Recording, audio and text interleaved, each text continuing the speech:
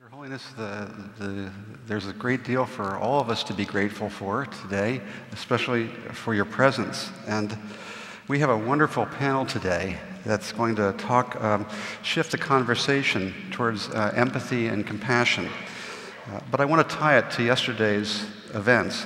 A key point yesterday, I think, was that both children and adults, not just children, because we have the same issues, our ability to be aware of and to regulate our emotions and our attention play such a key role in our resilience and our happiness.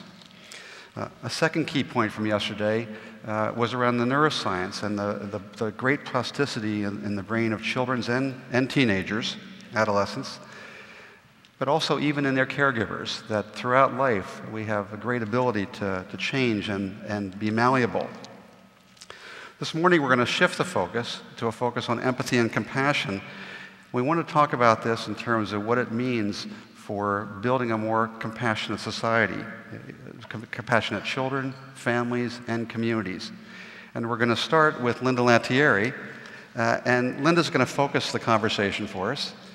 Linda has 40 years of experience in the field of education.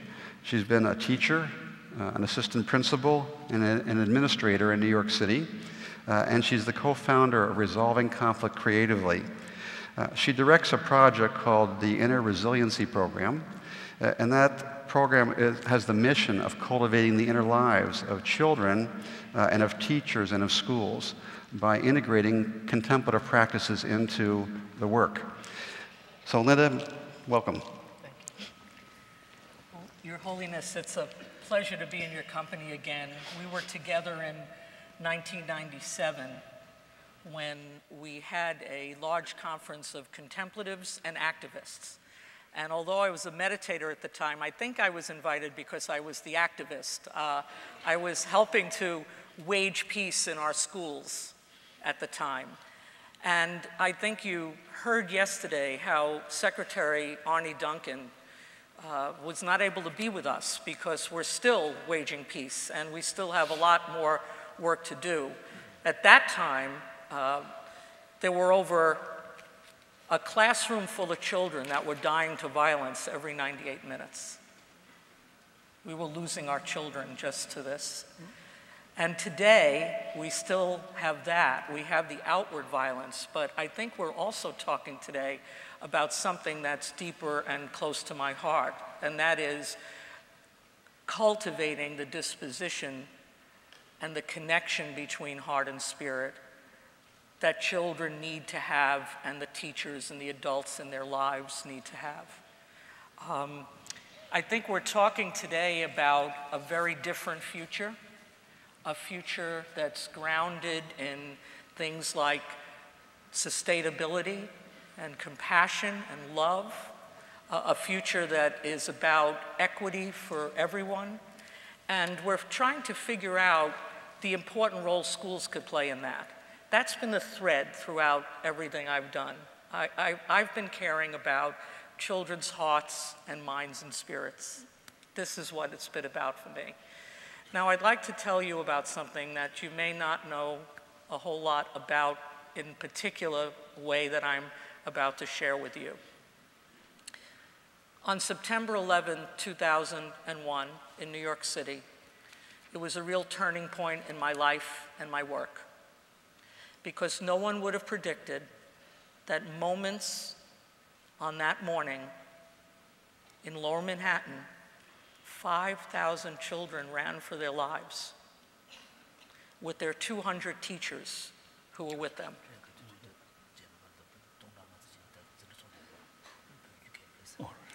This is not unlike what people from your culture, the 4,000 children that ran from Tibet to safety in Dharamsala. And on that day, teachers and principals had to make one of the ultimate decisions of their lives, that to save the children would actually mean evacuating the buildings. No one really came to help. They all had to make that decision themselves. So these adults had to get calm. They had to remember how much they loved these kids. They had to give that to the children. And then they had to make that ultimate decision to run for safety. I'm happy to say that everybody was safe. But what it began to say to me is, what do we need to cultivate in our children and our teachers to face those challenges and those opportunities that life may bring? They were able to be calm. They were able to do the right thing. They were able to get kids to safety. But if they had to draw from that well again, maybe 2 days, God forbid, from then, there would have been nothing left, you know?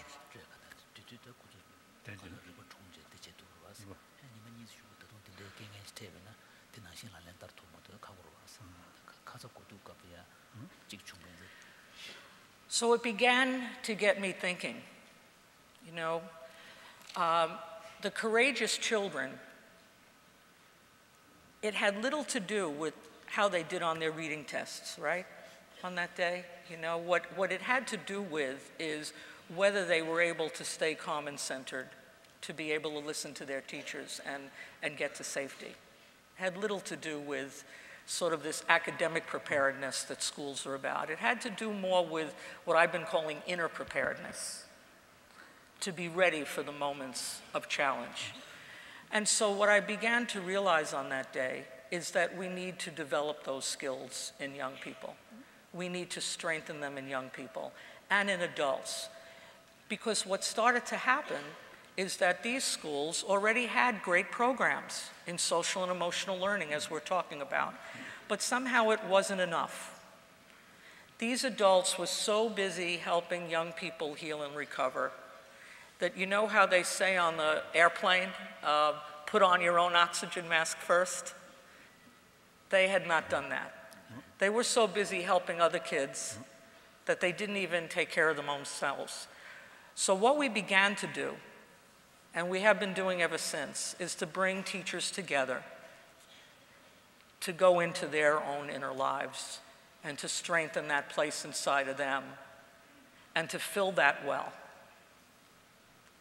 And as a result, then, they can give the love and compassion to the children. So I'd like to tell you just a few things about some things that have happened in classrooms. Have you ever been to Brooklyn? Sure. Yes? So this is, the first story is a school in Brooklyn.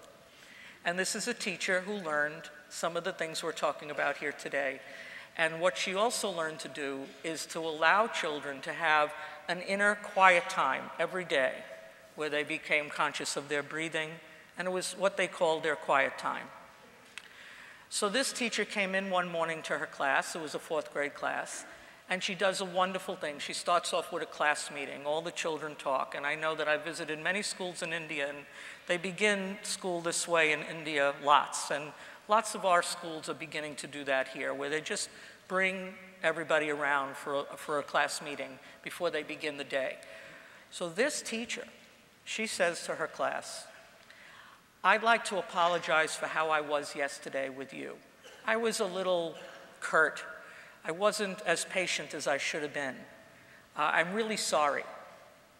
One of the little boys raises his hand, and he says, "Well, Mrs. T," he said, "do you think that has to do with that yesterday we didn't have any quiet time?"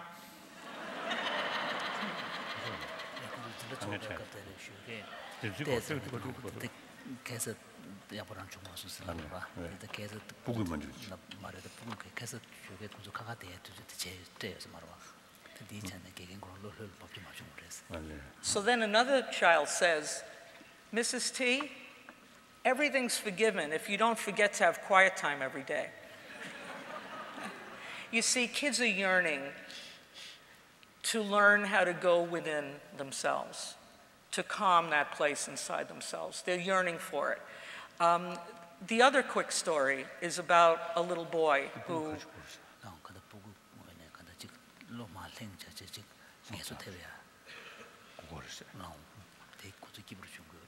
this school is in Upper Manhattan. And in this classroom, as in many classrooms using this work, there's a peace corner. Now this peace corner is a place that it isn't teachers tell them to go there because they're misbehaving. No. This is a place where young people go to be quiet if they need to be quiet. And it's also a place where they could invite others to resolve conflict nonviolently, like we should learn how to do in the rest of the world, of course. They're going to change things around, I think, you know? So anyway, one day, Monday morning, little boy goes right to the Peace Corner before anything starts. Teacher starts her math lesson, and about an hour later, he was in the Peace Corner for about 10 minutes. She went over to him, and she said, Jose, I noticed that you went right to the Peace Corner, right away. What was happening? He said that over the weekend, his uncle had died in Nicaragua. And all of the family that were here in New York came together in the living room, and they put all their money in the middle, and there wasn't enough money for him to go to his uncle's funeral. He loved his uncle. He said, so I was going into the Peace Corner to just be thinking with gratitude about my uncle and his life. Again, here was a classroom that allowed for the inner life of that child to be nurtured. He went right back to math, and clearly, it was better for him as a result. Do I have a little more time? I'd like to just end by saying a little bit about some of the work we've been doing with some little bit of research. Research is new to me, Your Holiness, but I know we need to do it. And we had a very small trial, a randomized controlled trial of 57 teachers, 855 children. We wanted to see, are there any effects that we could see? And I'm happy to tell you there were. First in the teachers, because we've learned we have to start with the adults first. This is what we learned on our work. You know, our mutual friend John Kabat-Zinn says, you know, you can't give somebody mindfulness if you're not living that yourself first. So we've got to start there.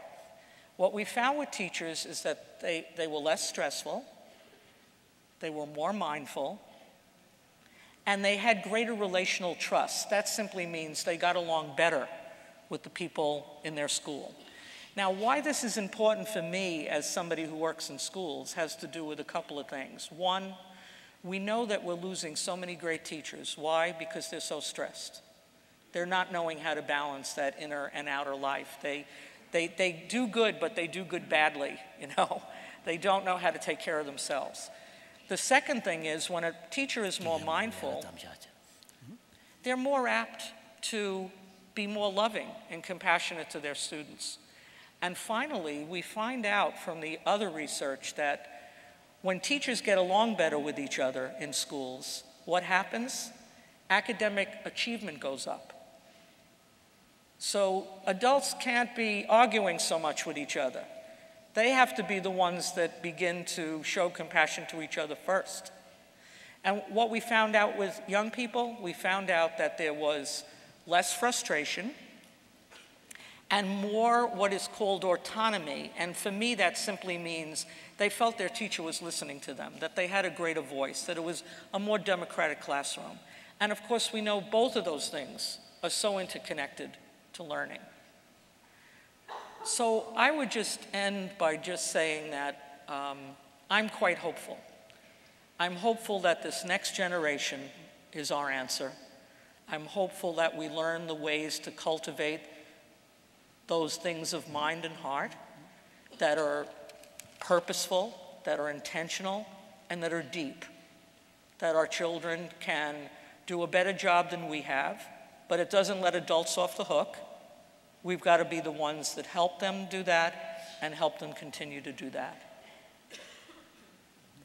Thank you. Thank you. I'm going to ask you a question.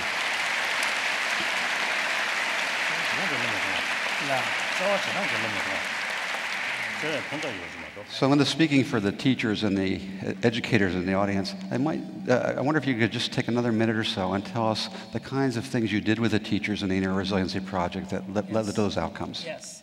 I wanted to just ask Your Holiness if you had any questions first. Did you?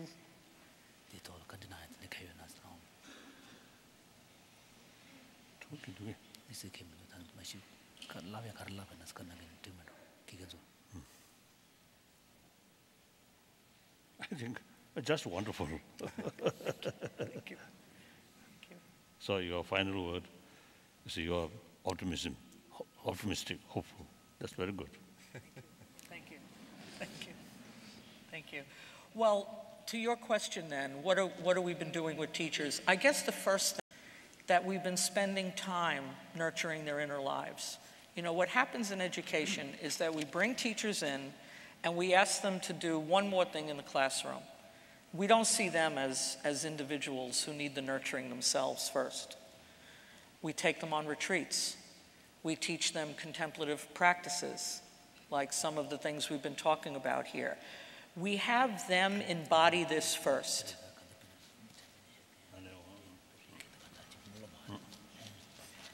Because this is the kind of work that kids would see right away if the teacher's not doing it themselves, right? You know? And this is really, really important. And so this is some of the work we've been doing with teachers. And by the way, I'm happy to say that some of those teachers and principals are out there. We're doing this work in New York City, in South Burlington, Vermont, and in Anchorage, Alaska. And all of them have come here today to be with you and to be with us. So.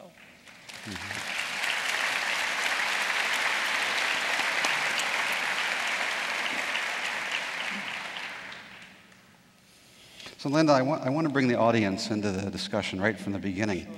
And your program is a wonderful example, and there are other examples of similar kinds of programs that are developing SMART and CARE, cultivating emotional balance. And when we start to create these more compassionate classrooms, I think that the question has to do with the tension. And that's how do we create compassionate classrooms when both students and teachers are graded and they're competing with each other on measures of success? How do we balance these two things together? Great question. You know, well, first of all, we work as hard as we can on expanding a vision of education that does not put on the back burner what we're talking about. It's the front burner that it needs to be on. It's the front burner. And I know that's a metaphor that needs your translation, perhaps.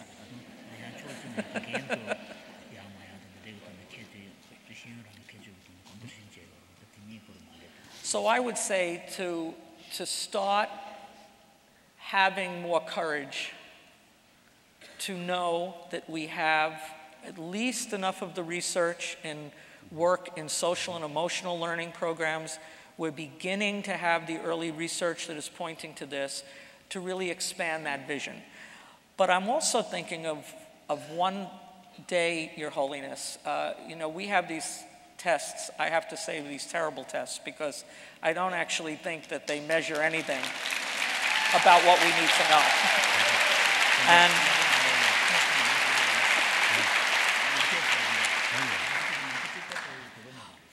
but it's an interesting juxtaposition of what happened one day. After the standardized tests. So he's always wondering what you mean by some of the tests being not very useful.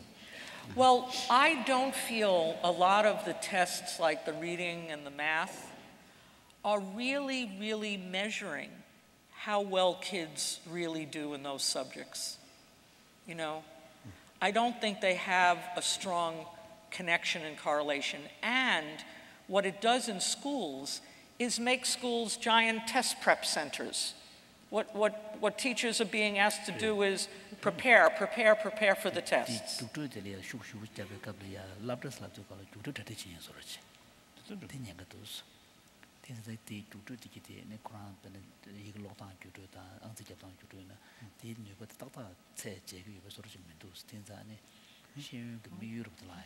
And then they're not seeing that if they put the things that we're talking about here in the forefront, then kids would do better in the academics, which of course schools need to be doing. So anyway, one of these days, they were taking the tests, and we had something afterwards with our teachers. They were coming together. And so I asked all the teachers who, had this day, which usually is a very stressful day, how was it? They said, well, for the first time, we felt we didn't make kids even more stressful because we started off with being quiet. Children knew that they could access that part of their brain that they already know the information. They wouldn't, distress kills learning. They were able to go right to that. And the teacher said to me, I don't know whether the kids are going to do better in the math and the reading tests, but you know what? I felt like they were happier today. I didn't make them more stressful. And to me, that was enough. I hope we find out the other. But to me, that was enough, because we do harm to children when we have these kinds of environments.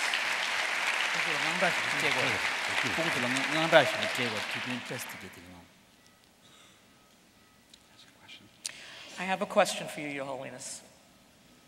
I'm wondering first if you know the story in Gandhi's autobiography of a mother who was coming to Gandhi to ask her child to stop eating sugar.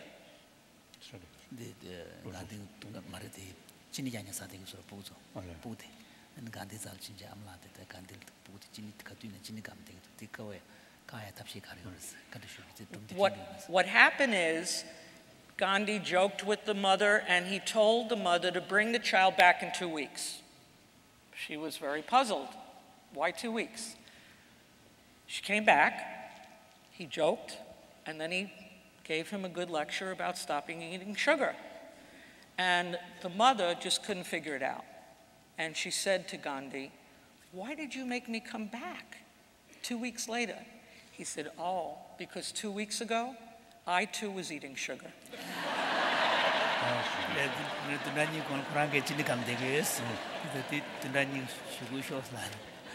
Here's my question. Here's my question. How much of this practice do teachers need first before you feel it's okay for them to be teaching children these practices directly? That's my question.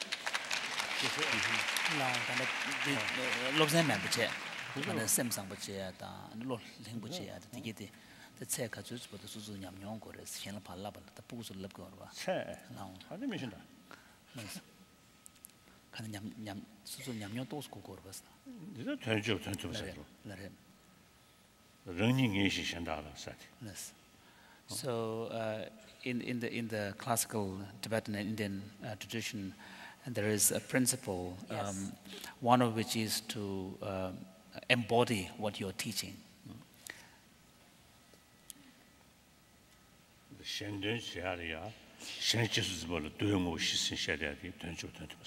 So this is part of what are known as the 4 factors for sustaining others, and one of which is to give instructions, but the other one is to embody those instructions yourself. Right.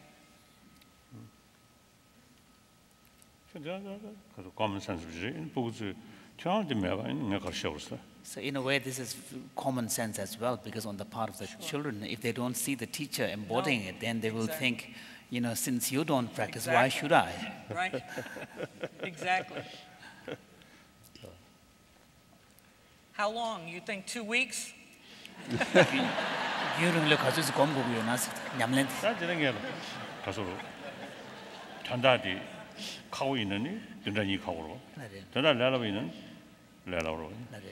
So it depends upon the actual content of what you are teaching. Yes. If the content of the teaching is something that takes much longer period of time, then 2 weeks may be too short. Right. But if it is simpler. Yeah. But the important thing for me is that it really is important to start with the adults, isn't it? That's true. Yeah. That's true. Thank you.